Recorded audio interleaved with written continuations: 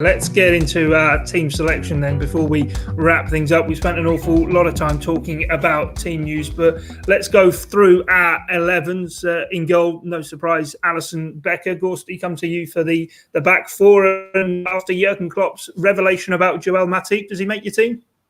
Yeah, I think he has to. I mean, I was hugely impressed by Nat Phillips against West Ham. In the same way I was with Reece Williams against Atalanta, but this is the big one, isn't it? And Matip, even if he's not 100%, he's going to have to come in and play his part. Doyley, do you agree with that? And who's your back four?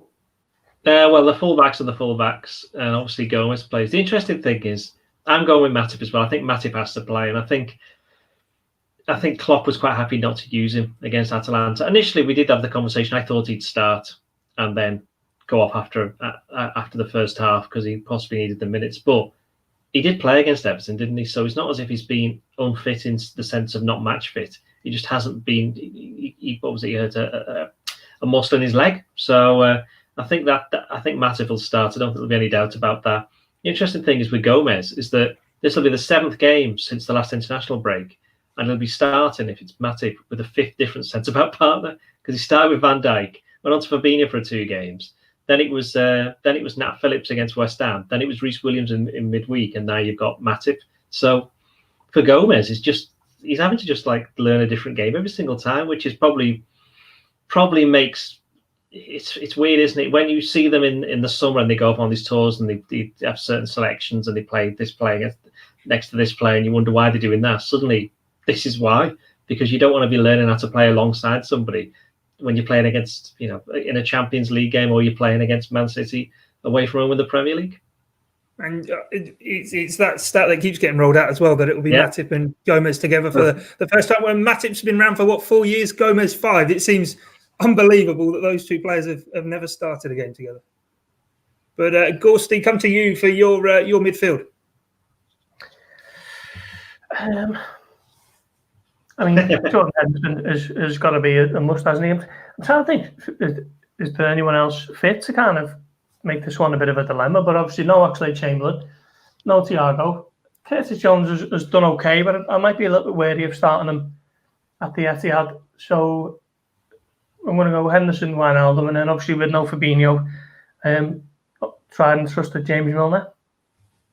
No Naby Keita then, because he was back, wasn't he, in the squad in midweek? Yeah, he's another one I might be slightly concerned with starting him in the Etihad, and he hasn't played a lot of football.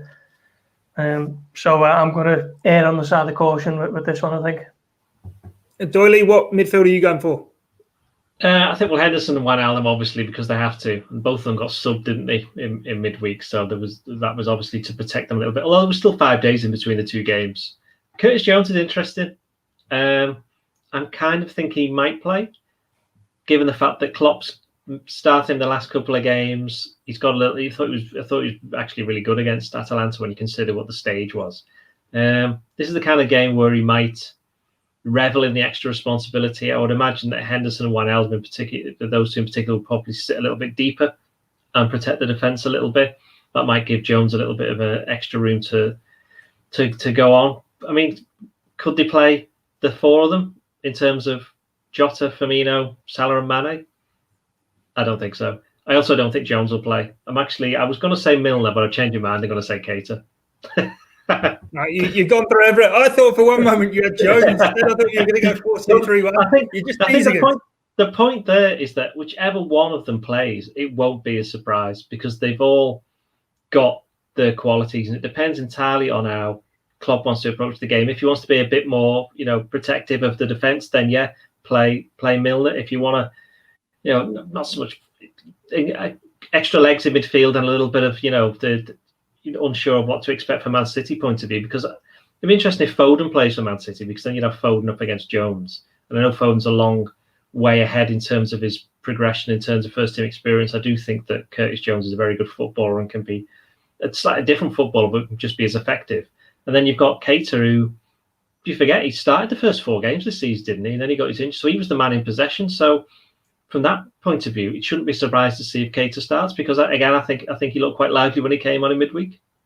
Yeah, I suppose Jurgen Klopp maybe trying to go for what would be his strongest team on paper, even from the start of the season. Doyley, I'll come back to you then for your forward three. Who are you going for? Well, Salah and Mane. That's a surprise. And I'm going to go with Firmino.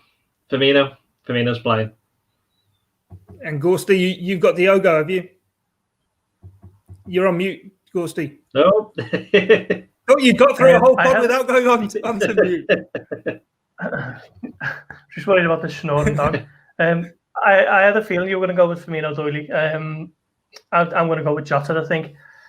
I just think from what he's shown already, I mean, I don't think you can overlook him because, why is he trying his best? Why is he putting his all in to make a mark when he's going to get left out of the biggest game of the season? So Jota, Mane and Salah for me. Interesting stuff. Match predictions then. What's the score going to be, Gorsty? 2-2 draw. 2-2 draw on Doyley. Well, I said 3-2 to Atalanta, so I said there'd be 5 goals in that game. I just didn't think they'd all be in the same goal. What am I going to do here? The interesting thing is, if you look at the team, Liverpool's team, with the exception of Van Dijk, that's probably the team. I know we mentioned Thiago before, but that's almost the first choice team, isn't it? With the exception of Van Dijk. And I know we're assuming these players are going to get through the last couple of training sessions. I don't know. I'm going to be really poor and say 2-2 as well. Although I wouldn't be surprised if it's 3-2 either way. So I've got win, lose, or a draw. Win, lose, or a draw. Earlier in the pod, you did say you reckon it would be a draw. Liverpool would take a draw, but we got 2 draw predictions. Then I'd love it to be 1-0 on James Milner. Just the simplicity of a former Man City player going back and getting the only goal. That would be brilliant. But anyway, we'll have plenty of reaction. I was going to say, as long as he doesn't score in the last minute, if he scores in the first minute, we'll be happy with that. Yeah, no rewrites late on for you lads. No, certainly. Anyway, we'll have plenty of reaction to the game on Sunday. Make sure you join us for the debrief. Catch all of the reaction over on the Liverpool Echo website. Jurgen Klopp's press conference will be on the Blood Red YouTube channel. And, of course, plenty of fallout on Monday's Blood Red podcast. But from myself, Guy Clark, Paul Gorst and Ian Doyle, thanks for your time and your company. It's bye for now.